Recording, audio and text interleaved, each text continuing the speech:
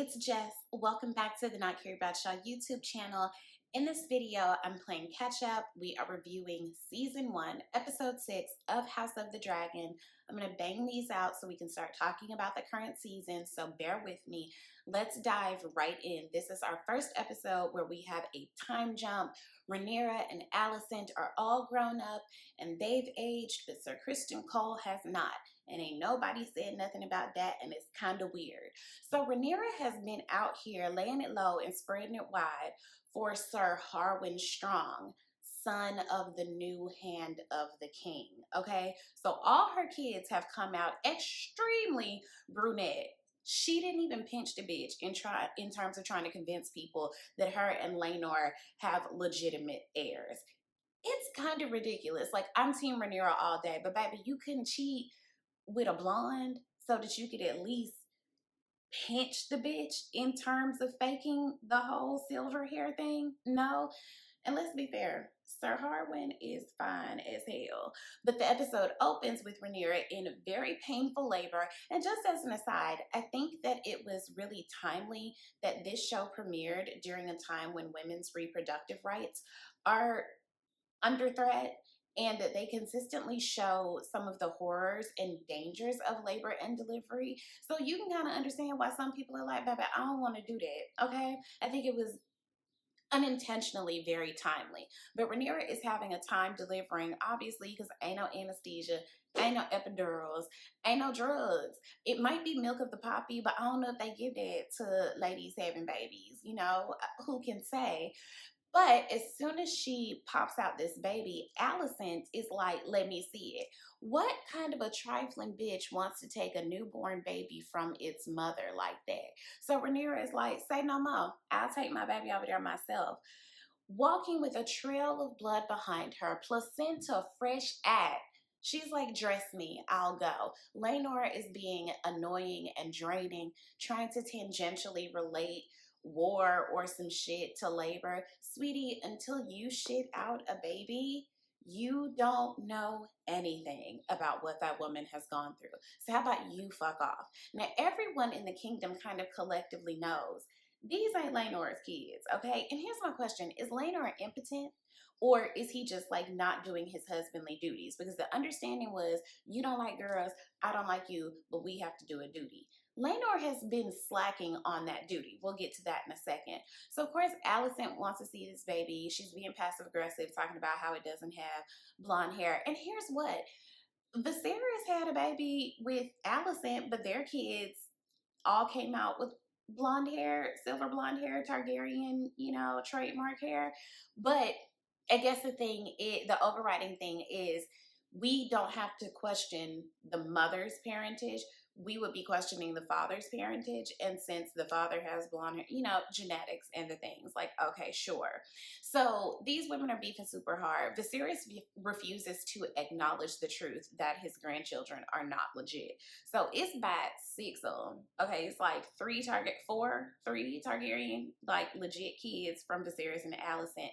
And so Rhaenyra just had her third illegitimate kid, right? So Criston Cole and Alicent have been clicked up in their disdain for Rhaenyra all this time, okay? It's honestly like, by now you haven't gotten over it, but no. So Criston Cole, the OG incel. So there's a lot of favoritism being shown towards the silver-haired Targaryen kids. So Criston Cole is like teaching the kids how to sword fight, and Sir Harwin, these kids' actual fine-ass daddy, is like, why are you favoring these kids over the other one? And Criston Cole is like, you seem overly invested in what's going on here. Why would that be? So he goads Sir Harwin into this fight. They scrap. Criston Cole gets his ass beat. And now the hand of the king, Sir Lionel Strong, pulls his son to the side like, baby, you can't be out here like this. You putting your kids at risk. You putting our house at risk. You putting Rhaenyra at risk. Everybody gonna die. It's bad enough that y'all been messing around, but y'all didn't even try to hide it. And y'all had not one, not two, but 3 whole ass kids in everybody's face. You playing. So they decide that Lionel is like, I'm gonna just try to quit. Let's just try to like scrap the whole thing. And Alicent is like, absolutely, you should quit. Go ahead. And Viserys is like, no, you served me loyally all this time. I don't know where you think you're going to go. You better figure it out. And Sir Lionel is like, bro, please don't make me say what we're all thinking or what we all know. And Viserys is like, well, if you ain't gonna say it, then I don't accept your resignation. So Sir Lionel is like, let me at least take my child home so that he can start assuming his duties as the heir of our family house at Harrenhal, right? So he's gonna leave his job as the commander of the City Watch and go to Harrenhal. Now, y'all might remember from Game of Thrones, Harrenhal is a cursed place because it was apparently built by this person whose hubris just took over, and there's like blood in the mortar. So all who walk under the walls are cursed. Okay, that's where in Game of Thrones, Arya and them were like held prisoner, and she was like working for Tywin Lannister and all the stuff. So keep that in mind. So they done brought this little family up, and it's really kind of sad. Meanwhile, Aemond is the Targaryen kid that kind of gets made fun of. There's this whole thing with the Targaryens where you have to like bind with your dragon, and it takes some people a while, some people it never happens for, whatever. But all the kids kind of make fun of him for this, right?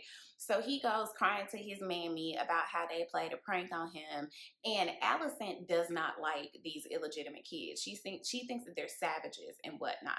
So she won't even accept that it was actually her kid who set up this prank. It had to have been Rhaenyra's illegitimate bastards, right?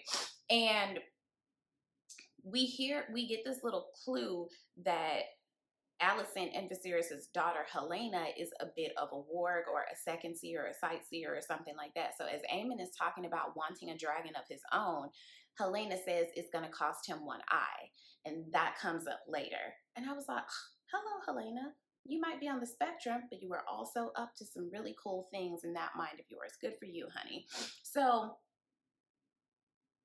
again, Alicent don't like these grandkids. She doesn't really want anybody to have anything to do with them. She wants Rhaenyra to get the hell on. She has never forgiven Rhaenyra for violating her virtue. She obviously hasn't forgiven Viserys for not favoring his daughter over everybody. That's his baby. Like, girl, grow up.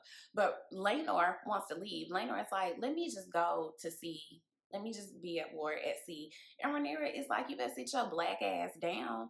You're not gonna leave me and our kids, quote unquote, while vultures are circling. Like, are you crazy? You ain't even did nothing but play with all these little boys and got drunk every day. And he's like, but I'm a warrior. You're also a father and a husband. Sit your ass down somewhere. So Rhaenyra is like, you know what? We've been beefing for a while. At the small council meeting, she says, why don't I marry my oldest to your oldest? And that way we can, be linked up. It won't be no questions about nothing. But again, Alicent don't see these kids as legitimate. So the idea of her marrying her full-blooded Targaryen kids to, your illegitimate kids, it's like, girl, absolutely not. I'm not giving my baby to you for these little, brunette bastards that you done made. And Viserys is like, this is a great idea. Let's think about it. Alicent ain't gonna think about shit.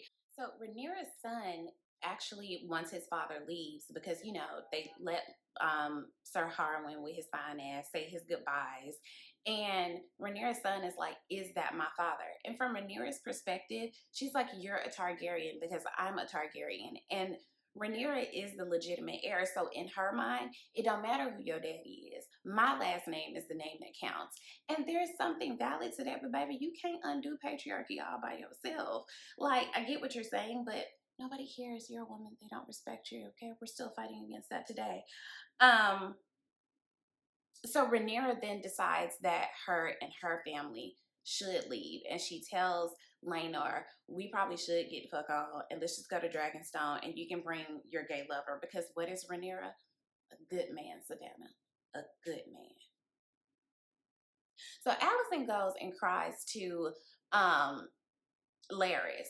Why Larys is so up under Alicent's ass, who can say? Is it because he thinks she's fine? I don't know.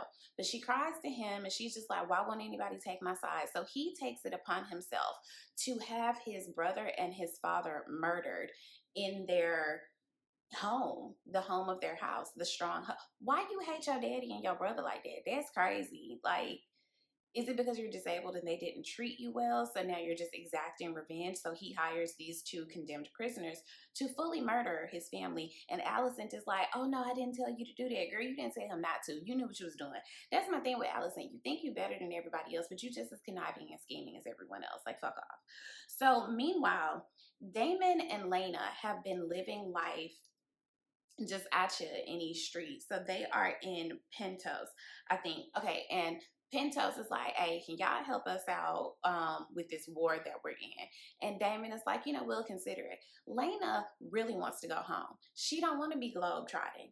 And Damon is like, I don't miss King's Landing. I don't want to do all the political scheming. And Lena was like, I don't really believe you because these folks not offered you a lot of stuff that you've turned down. Like, you are obviously not happy here. You're not really showing up as the person that I knew you to be. Then one of her daughters, I don't know if it's Bela or Reyna, but they're having a hard time with binding with a dragon as well. And like their dragon egg hasn't hatched. And there was something very poetic about Lena telling that daughter that sometimes eggs just don't hatch. So while she is in labor, ironically, Damon is faced with the same choice that his brother was faced with of save the baby or save the mother. And for some reason, because Lena's baby will not come out, in modern times they would do a C-section. Back then it was, we don't know who will survive a C-section. So Lena makes the decision herself and goes to her dragon and decides to die by fire with her own dragon. I still don't understand this choice. Slide in the comments if y'all understood why she chose to do that. So obviously this is devastating to everyone. I believe that is it for this episode. Okay, we're catching up. I will be back for episode 7. Let me know what you guys thought of this episode in terms of the overall story. And yeah, talk to you guys soon. I got through that quicker than I intended to. Okay, be sure to like and comment and subscribe and share and all the things. Bye.